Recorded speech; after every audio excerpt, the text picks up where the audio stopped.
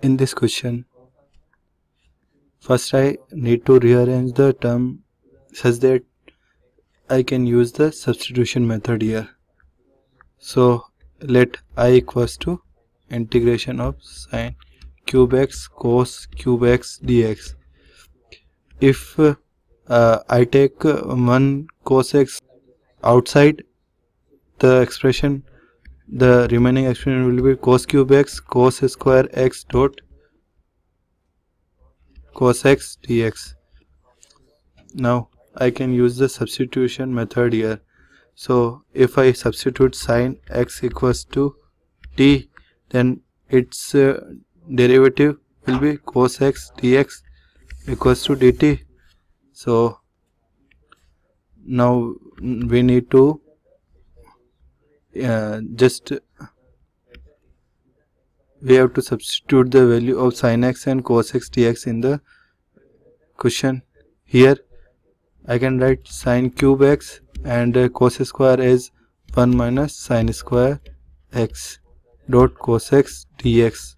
So now I can put the value of sin x, which is t, and cos x dx, which is dt.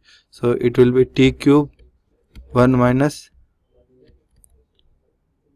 t square dt. So it will be t cube minus t power 5 dt.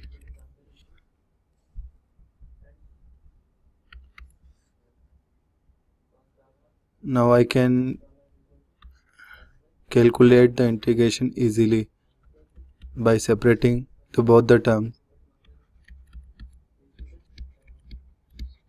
So integration of t cube dt will be t power 4 by 4 minus integration of t power 5 will be t power 6 by 6 plus c. C is the integration constant. Since t is sin x, so just putting the value of t, will get sin x power 4 divided by 4 minus sin 6x sin x cube 6